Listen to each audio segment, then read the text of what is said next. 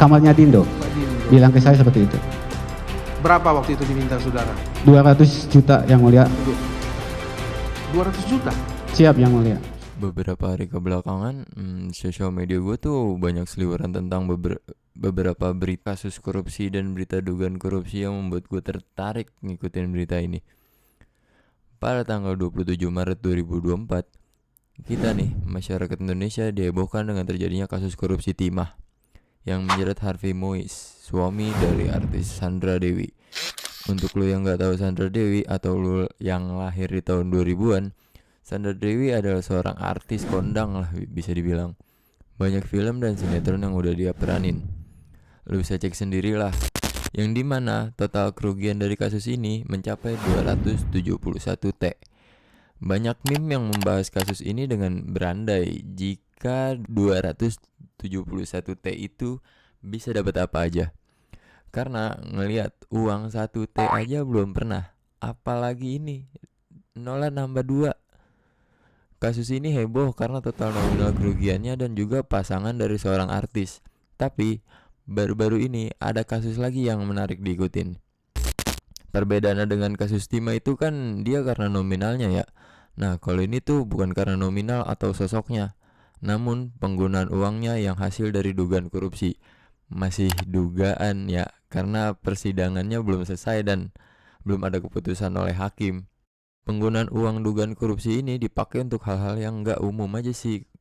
Kalau dari beberapa kasus biasanya terjadi kan beli mobil mewah, beli rumah besar, beli tanah yang banyak.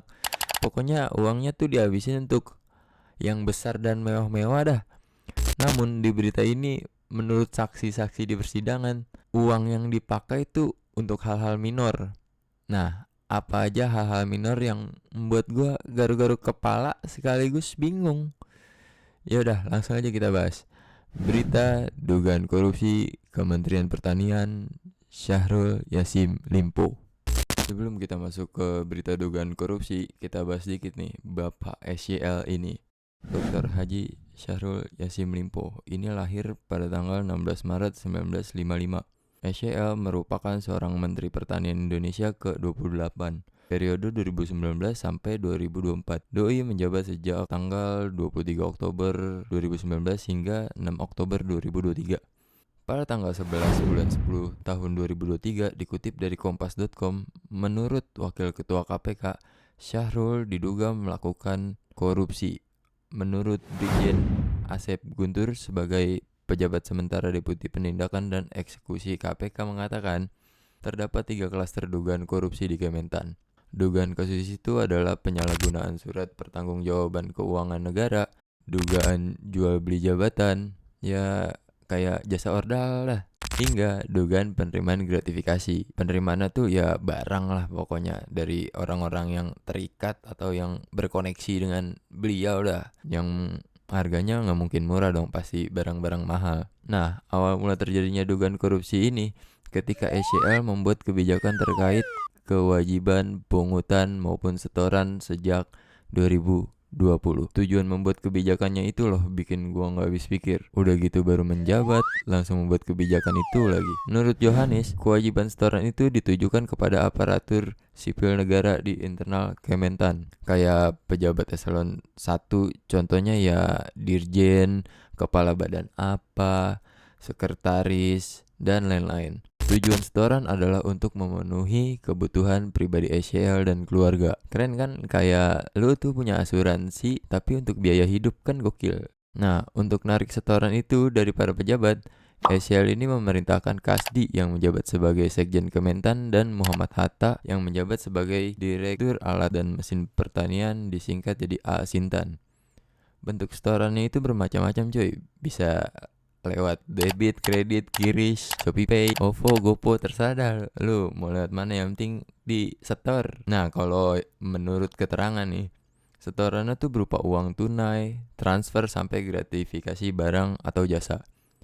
Dari hasil penyelidikan, sumber aliran dana setoran itu berasal dari pencairan anggaran Kementan yang udah digelembungin nih. Gak cuma itu, para pejabat yang dimintai setoran juga mendapatkan dana dari para vendor yang dapat proyekan di Kementan. Nah, nominal setoran buat Bapak Ketua tuh bermacam-macam lah.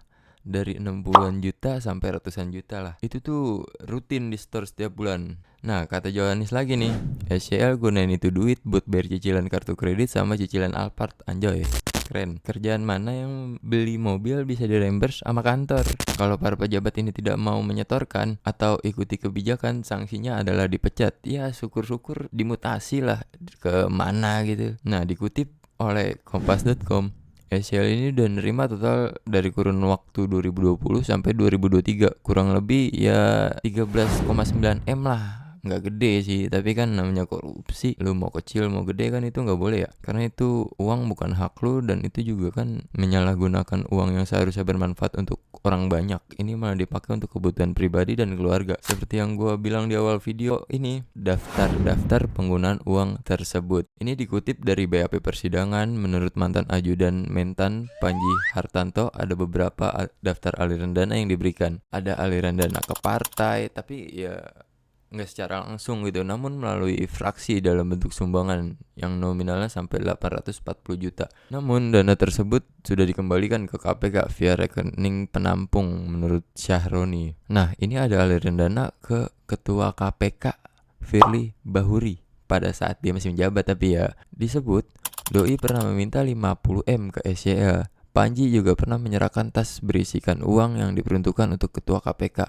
Hal ini kalau dibahas tentang keterkaitan FB dan SCL ini panjang lagi nih. Mungkin untuk video-video berikutnya lah ya. Nah, yang satu lagi nih, tuh yang rame di media sosial. Ini yang bikin gue tertarik dengan beritanya. Penggunaan dana untuk kepentingan pribadi. Ada beberapa daftarnya nih. Seperti yang tadi, ada pembayaran kartu kredit dan bayar cicilan mobil. Ada untuk renovasi rumah, coy. Lu bayangin tuh. Ada renovasi rumah. Nah, yang lebih wownya lagi nih, bukan rumah dia, ternyata rumah anaknya. Ya kalau dari keterangan sih ya emang gak gede, cuma 10 juta. Mungkin tuh 10 juta cukup buat ganti tandon air ya kan, yang sebelum bocor atau retak mungkin kan. Atau mungkin ganti kusen karena udah dimakan rayap, kan kita gak tahu itu duit dipakai buat apaan aja. Nih ada lagi nih yang lebih mantap dah, yaitu beli skincare anak dan cucu. Totalnya 17 sampai 50 juta.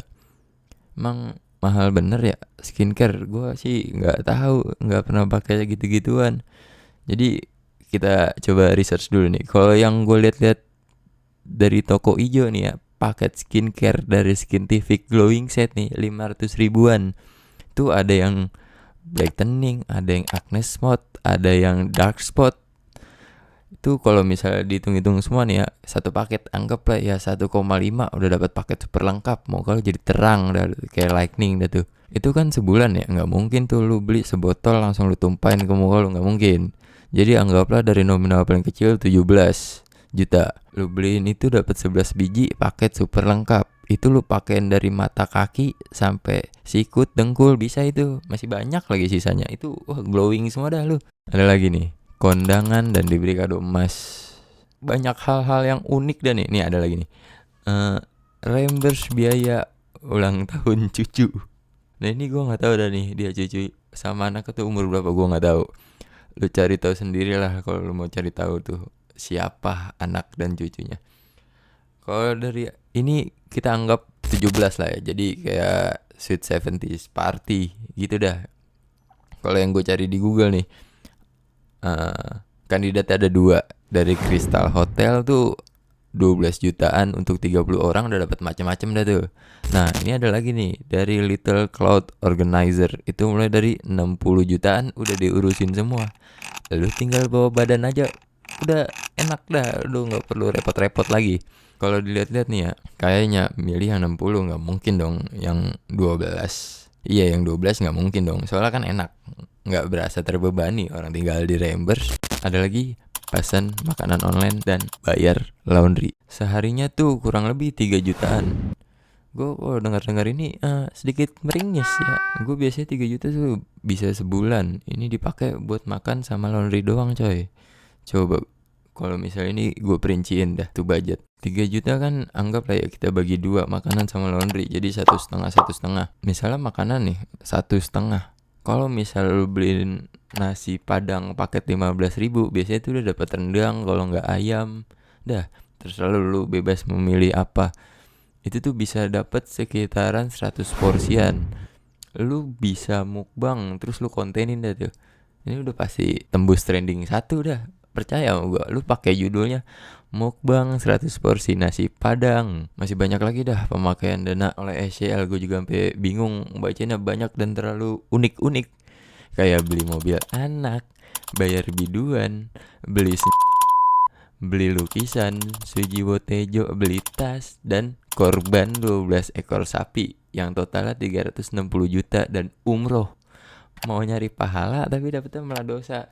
Nah, pas gue lagi buat video ini, lagi kelar nulis dan mau take record, gue ngebaca berita baru-baru ini. SCL itu mempekerjakan honorer biduannya yang bertujuan untuk menjadi asisten anaknya, yang digaji sekitaran 3 jutaan kalau nggak salah. Nah itu dikontrak selama setahun, tapi dia masuk kerja tuh cuman 2 kali lu bayarin tuh. Enak banget, makan gaji buta, kerja enggak, ngapa-ngapain enggak, tidak ada pengaruhnya untuk kementerian, dikasih duit. Kurang enak apa tuh? Kalau dilihat dari beberapa daftaran nih ya kan, doi ini sangat sayang anak dan cucunya. Apakah ini hasil dari nendang pintu ya kan? Ya nggak tahu lah ya. Intinya adalah ini semua kutipan dari media-media dan berita, dan statusnya juga masih dugaan ya. Ya semoga cepat selesai persidangan, dan semoga ada hal-hal unik lagi supaya jadi bahan konten gua ya kan. Coba dah lu komen di bawah tentang mengandai-ngandai. Kalau lu kayak SL gini, kira-kira tuh duit lu pakai buat apaan? Menghayal seru aja. Kalau gue nih ya, kalau kayak gitu, gue pasti beli barang-barang mewah. Kayak beli sarung BHS tuh, mewah dah tuh sarung. Wah, sama beli motor-motor yang gue mau. Kalau misalnya gue udah punya anak, gue beliin baju Cubitus, sama ini untuk menopang pembelajaran gue beliin 1000 pensil Inul. Dah itu ya, gue mah cukup mewah banget menurut gue dah. Anakku juga udah pasti seneng banget. Nah sekian dari topik kali ini. Jika lu ada masukan atau ingin mengutarakan pandangan lu tentang ini, tulis aja di bawah. Oke? Mohon maaf jika ada kesalahan dalam bentuk apapun. Gue Hafid di sini cabut.